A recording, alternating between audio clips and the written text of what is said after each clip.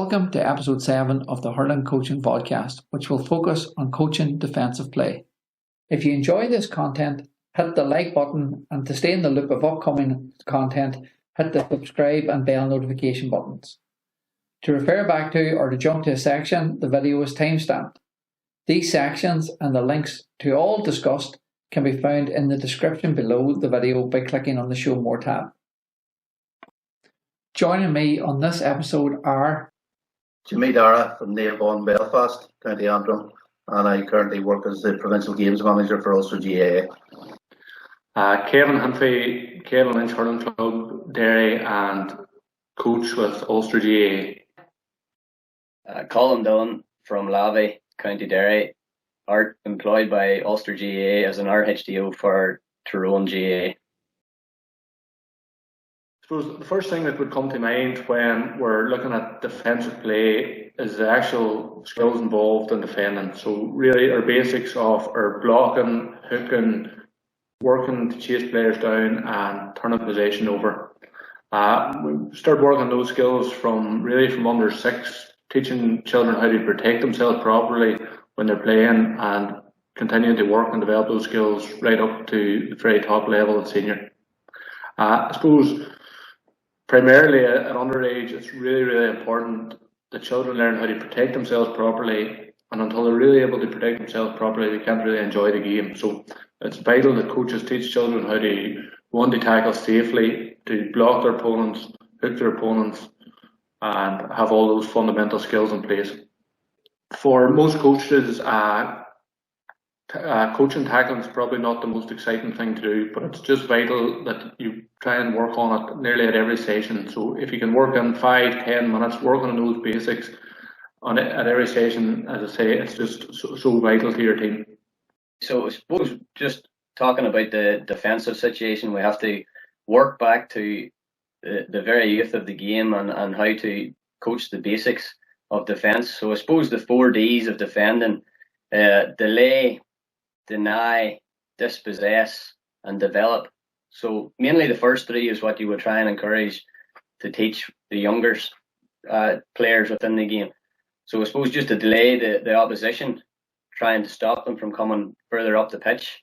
Deny them the opportunity of striking the ball, of passing the ball, of shooting, of whatever the skill they're going to perform.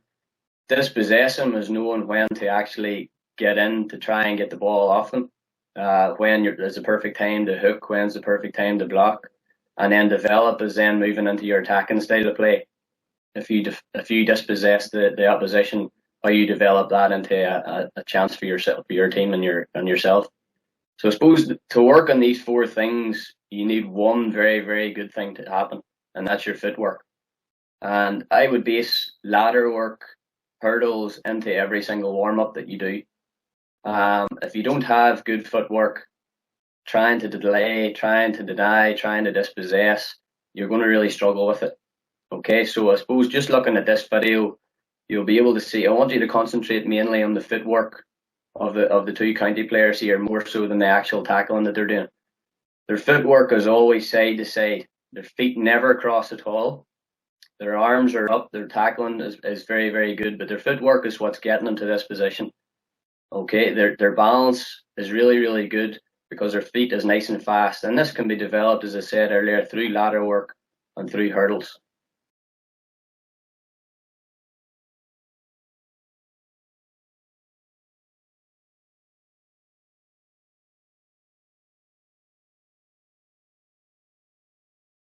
The second part that I would try and introduce in every single session, no matter how boring it is for players to maybe do or perform, is blocking and hooking. I know within sessions players don't like to block because they're scared of breaking their favourite hurdle, but it's a skill that's maybe not performed an awful lot, and teams really struggle to do it whenever it comes to matches. But it's something that should be performed in every single training session.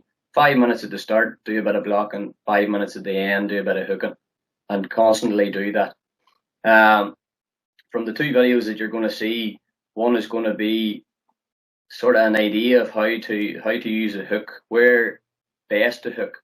So to hook higher up the hurl or hook down below, you'll see from the video the coach explains it's better to hook from high up because that's where they've less striking, there's less power in their strike. And then from the blocking examples, a couple of examples will show you how to do this and introduce it into a drill. The higher I hook, the less power you have. So just strike. So the higher, go on, strike. The higher I hook, one finger, strike. The higher I hook, go really strike. So he's not power up there. So you see a lot of guys teaching the hook down here, down low. So down now, strike. Now just go for a ground strike. Again, you can still get some kind of a strike away. But if I can get up here high, it's like being in a telephone box. This is where I want to be. Cover the ball. Years ago we were taught, just bring it here, good man. We were taught, hold your hood, tape on tape. I have a huge problem with tape on tape. Because if I'm half a second late, what happens? The ball's still gone past me. I would try and get the players very much focused on what defensive play is all about, and get them to be aware that defensive play is not just about stopping the other player getting past you or stopping the other player scoring. It's about having an awareness of how you position yourself to defend a ball coming towards the player that you're marking or coming towards the forward line. And so it's thinking defensively both on the ball and off the ball, and making sure that you're aware of all of the things that can happen at any stage during the game, and putting yourself in the best position that you can win the ball and turn defence into attack. But try and include an element of basic skill development in every session. I think that's a given, because if your first touch is good, you're good at catching high-low ball, you're good at passing with a short stick, you're good at hooking, you're good at blocking, you're nearly there as regards to defensive play. So they're the main skills that we really need to look at and keep working on in every single session that we do. Okay, that can be done quite simply through grid work. Not try and avoid drills if you can. There is a place for drills in every coaching session, but if you can put it into the game situation, it's always better for your players.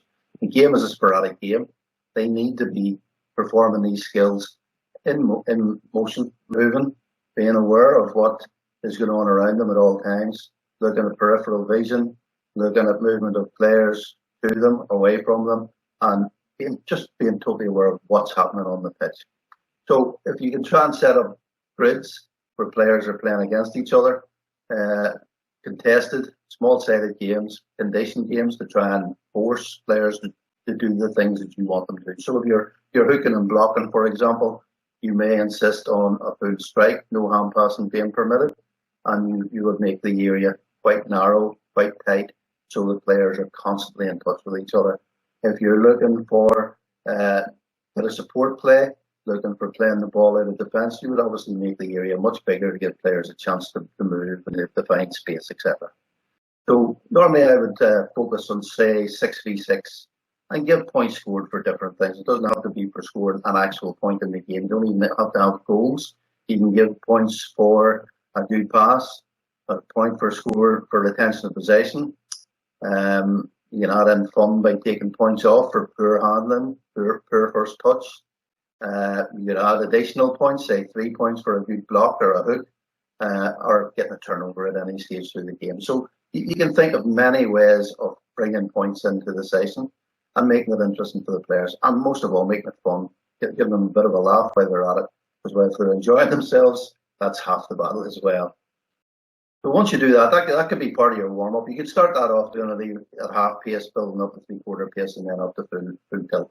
So you're showing a bit of progression as we go through. After that, you could maybe decide to add in a target for scoring. So that gives the forwards something to aim for, something that they are going to be trying to get, and it also gives the defenders something that they know they have to defend. Okay, instead of just being a massive big space, it becomes a smaller target then. So once you put the target in, I would possibly go down to 1v1. So give the player possession of the ball, and it's up to him to beat the defender and score. And this is simple tackling skills. This is basically forward has ball, takes on the defender is going to be trying to take the ball off the stick, trying to force him out wide so that he can't score, trying to make sure that he makes it as difficult as possible. And it's important as a coach that you are keeping within the rules at all times here. There's no point in letting a player put the hand in the back. Do the things that referees are going to blow up freeze. if he is doing that, you need to ask him, why are you doing it? How can you avoid doing that? What's the best way to make sure that you're not giving away, you're not defending and then all of a sudden giving a simple free that's tapped over for a point. So get your players thinking about being within the rules all the time. That doesn't mean to say that they can't be hard in the tackle. You know, they need to put a bit of strength into their tackles, so you would encourage them using the shoulder where it's possible, but always trying to play within the rules. One of the best blocks that we've probably ever saw recently has been Nicky Quaid's block. You can call it luck, you can call it skill, you can call it whatever you want, but it stopped a certain goal. But this probably took years of practicing it through the training sessions. And again, I want you to look in this video, look at his feet work. Look at his eyes is always on the ball. He's at full stretch and he knows when to time the actual jump perfectly in to get the block. Okay, all this here has been practiced. And again, if you do all the things mentioned earlier in the video, this is hopefully what will happen with your team and players. As well as teaching the children how to tackle safely and being able to enjoy the game in that regard, as a team and most successful teams from underage to senior will focus on a high work rate and a high tackle count.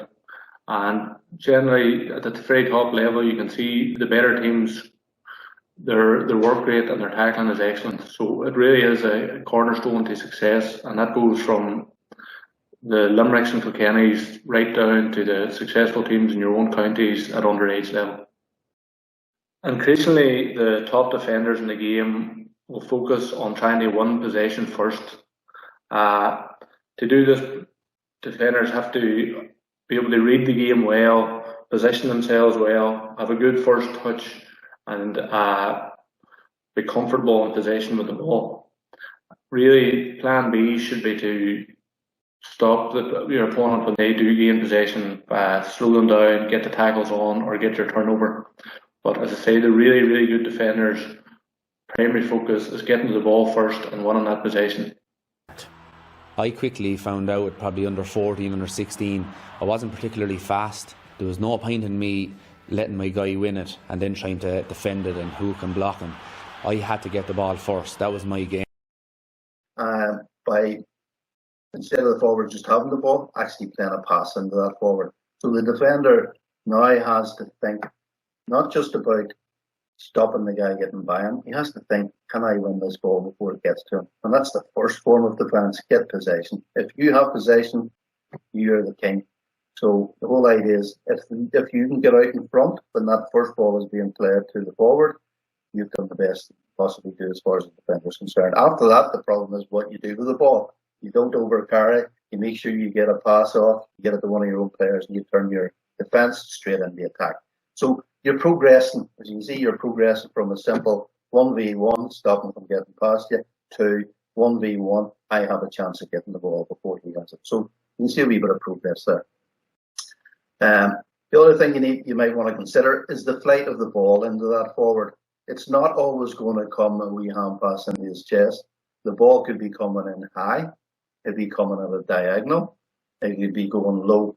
So you want to vary the ball going into the forward and get your defender thinking. He has to think, what's the best position for me? This ball is coming in a diagonal. It's going to be difficult for me to get out in front of him.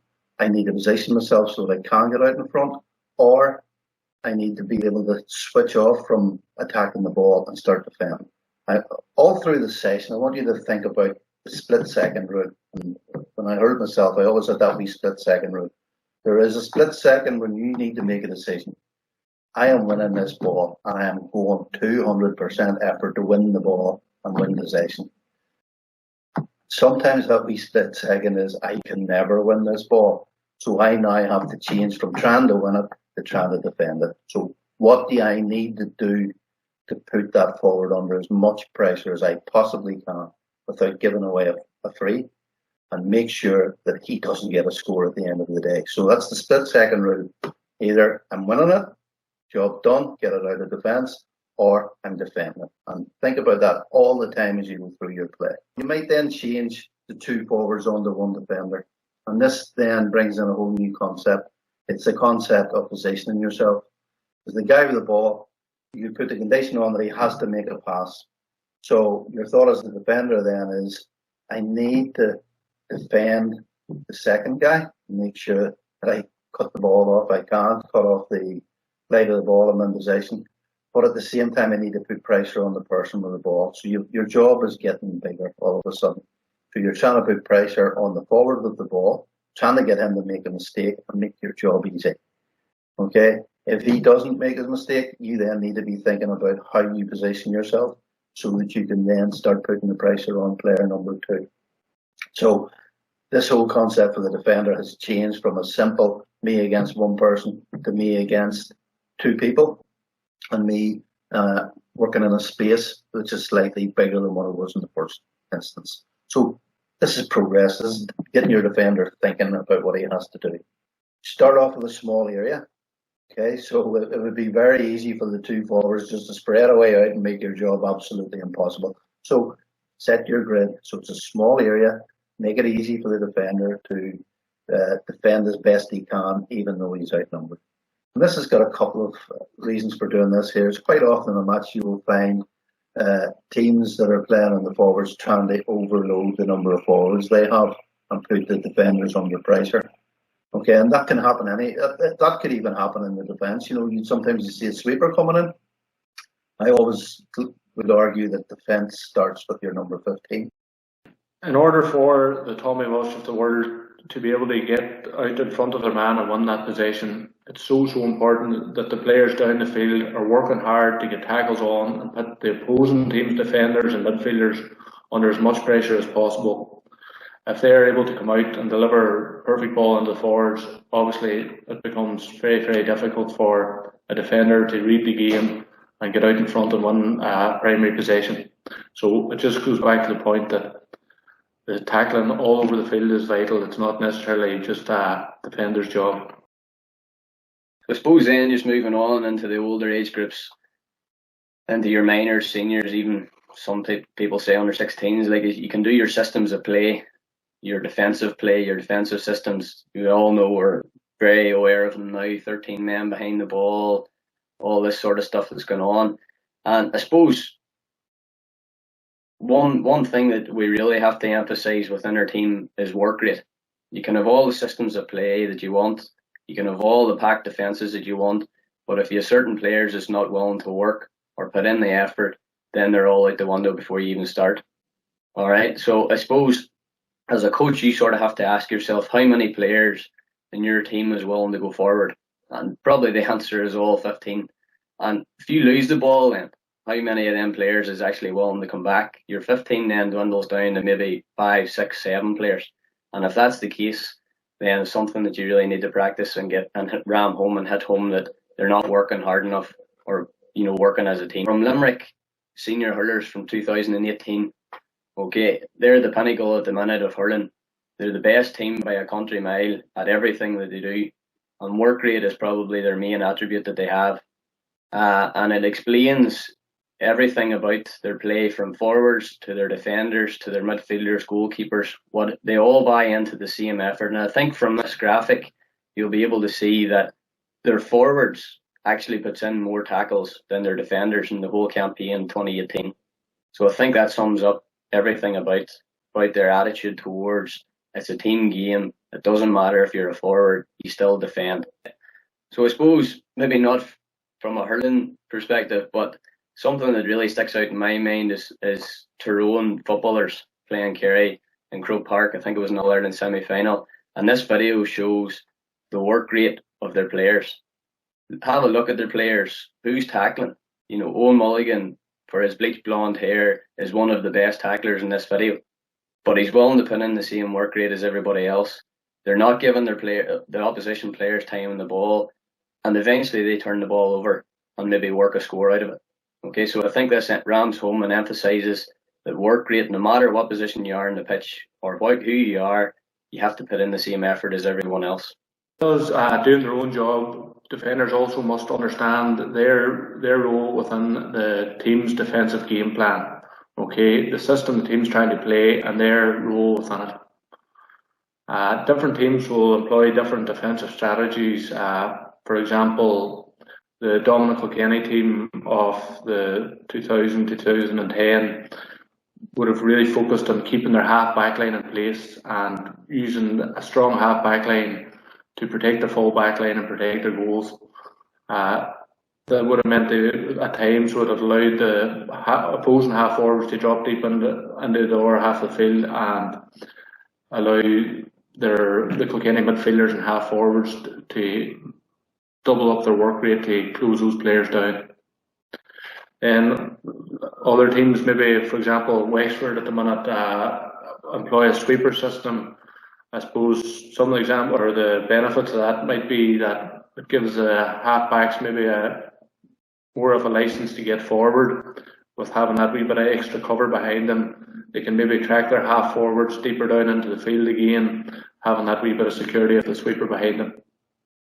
But whatever system your team does employ, the good defenders will know where they fit into that system and what their job is. And then on a 3v2, a 4v2, a 5v2, 5v3, whatever permutation you want to do. And the whole idea is that you want to be not only putting your defenders under pressure, don't waste the opportunity to get your forwards thinking about how they attack as well and how they create space and how they use the other man. Some coaches get lost in the idea, right, we're only doing defence tonight, forget about the forwards. Every day is a learning day, and every session should be a learning session for every player. So always work on your forwards at the same time, utilise as much space as they can, and do the right things as forwards. Don't tolerate them doing the wrong things or being sloppy or being just silly about what they're doing because they've got the upper hand and they've more players. You should always be demanding that your players are disciplined and doing the right things at all times. Game that we can try and incorporate into training is it's simple, very, very basic, very, very simple, but again emphasizes once you become an attacker and shoot, you become a defender. So two goalposts, say roughly 20 metres apart, 3 forwards be 3 attackers. Once the attackers get the shot away, they automatically become 3 defenders and they will face 3 new attackers from the opposite end of the pitch. Okay, so once, again, they have to be switched on.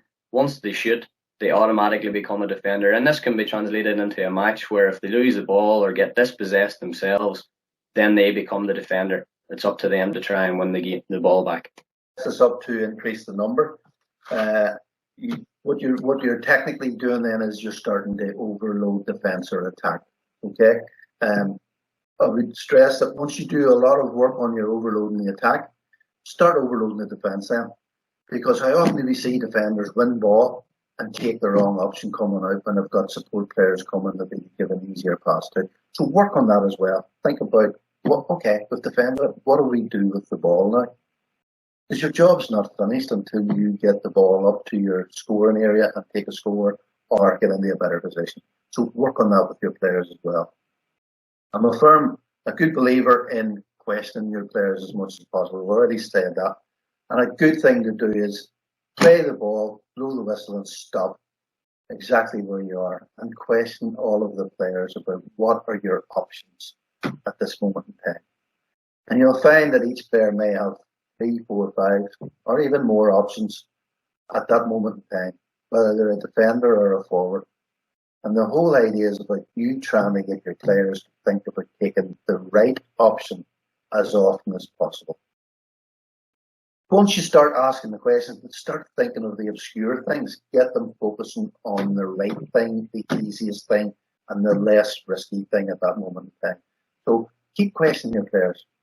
Why did you do that? How could you have done it better? What are your options at this stage? And talk to the players off the ball as well. Spoke at the very start about thinking about off the ball defending. Just talk to players off the ball. What are you doing? How are you going to support the defender? How are you going to support the forward? Get everybody thinking about what they should be doing at that moment in time. Because at no stage during a game should anybody be standing with nothing to do. They should always be switched on. They should always be thinking, how can I be a benefit to my team? Every defender's primary role is to stop their direct opponent and win their own personal battle. But of course, the really good defenders will give much more to their team. They'll provide cover for their teammates, support teammates from their possession, and be a launch pad for their own team's attacks. To be able to do this, They have to be comfortable in possession, have a high skill level, and be able to deliver a good ball into their own forwards. I suppose the ultimate goal for any team or any coach is to have defenders who are comfortable in possession of the ball, have a very high skill level, and then also have a high understanding of their own role in the team and how that fits into the defensive unit. And then, as a defensive unit, can they work collectively to just minimise the opponent's chances of scoring every time they attack? And the really, really good teams will have those sort of building blocks of a strong defence in place. I think you will agree the lads have given a very good account of looking at the basics of defence, defensive play, and how to work in these systems with your players. We've included numerous links to resources and research in the description below. Hurling, like almost all team sports, is a mixed strategy game with elements of attacking and defending, and obviously the transition between these. Looking at the outcome of the game, there are really only two: to score more than your opponent and to stop your opponent scoring, or at least scoring more than you. Therefore, the key offensively is to be as mobile and to have as many threats as possible to execute these. But we will focus more on these in the next episode of the podcast. Defensively, the key has to be competitive. If you're not in the game, you won't win the game. Looking at defending then, I believe, and to keep it as simple as possible, that there are three main principles of defence, which the lads have already highlighted and broken down for us. I'm using the terminology principles, but you might in fact call this the process, or you might say that this is elements of what it is. To me, I just personally think that these three things, where possible, should be involved in all aspects of coaching defensive play. And if you can't get all three into it, then you're possibly trying to get at least two of them into it, or at least one of them into it. But you'll find by any activities that you run that have all of these three principles involved, you're probably going to get more bang for your buck. The first is gaining possession. Thinking back to the section on Plan A, Plan B, the thought of any player who doesn't have possession of the ball should be to try and win the ball back and start attacking again. As Jimmy says, possession is king. Again, highlighted by the lads, in that high work rate should be the cornerstone of this, along with all the players, no matter the position, working to seize the ball back. And along with being able to read the play, get into a better position, have a good first touch, thus in turn allows for the team then to attack again. If done right, then the other principles of defence aren't required. But as Jimmy says, in the split second rule, you either win it or you defend it. And that takes us to the second principle. This is the principle of the tackle, or Plan B as Kevin calls it. The outcome of the tackle is to dispossess your opponent and to gain possession back. So this covers all the basics: hooking, blocking, the snig or the flick, and the clash. Basically turning over your opponent. If you're watching this on the YouTube page, you will find lots of links to videos, handouts, and web pages on tips and drills to work on these. This is definitely the bread and butter of defensive play, and these are key skills that need constant reinforcement by practicing and refinement at every training session. Highlighted by Kevin Humphrey that it enhances your enjoyment of the game by being able to play it safely. Unfortunately, with the dynamic of the game, it's not always possible to either just gain possession or to tackle. So this brings us to the third principle of the press. If done properly, and maybe with a wee bit of luck, you may not even need to have to tackle after executing this, as your opponent might make the mistake and you are able to intercept the ball. But the main focus of the press is to limit the opportunities and options for your opponent. Now you can see that through these three principles, you are covering the 4 Ds of defence referenced by Colm earlier. He also emphasised how important your footwork is, and along with Jimmy provided a number of scenarios to run through with your players to try and implement the principles. In order to support these principles of defence, there are a few considerations, more so than rules, which need to be included. as there is no one-size-fits-all approach to this. Like the lottery, there are plenty of combinations, and these are in no set order, but they do need to be thought out and practiced. One consideration is the game situation. So where's the ball at? Will you implement the three principles any different if the ball is in your opponent's half of the field compared to midfield, or maybe right in front of your own goals? Jimmy mentioned the ball flight. Are you going to position yourself, or how are you going to position yourself any different for a high or a low ball or a diagonal ball coming from the opposite wing? So having an awareness both on and off the ball. Will you defend it any different based on how long is left in the game? So are you going to be a wee bit more abrupt in the tackle early on in the game? Or maybe you're going to say it's in the last 10 minutes compared to the first, or if you're down by 2 points. As coaches, we should be looking at defensive situations all the time. The amount of time and the occurrences that these happen. Have a look at the research and stats and what is occurring in the big inter-county games, and more importantly in your own games, and try and set up these scenarios within your training. Another consideration is the structure within the game. How many attackers versus the number of defenders? Jimmy provided numerous examples of these. Thankfully, we don't have any rules around how many players can attack, or offside rules, or how many people are allowed to be in a certain zone. So we need to be ready for any combinations of 1v1, 2v1s, 5v3s, etc. This, of course, leads on to how your opponent and even your own team set up at that particular point of the game. What's your game plan?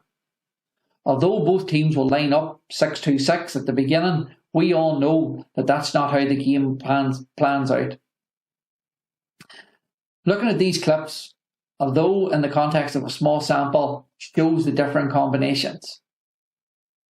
Are you able to set up these scenarios within your training session to help your players get ready for when this happens come game day?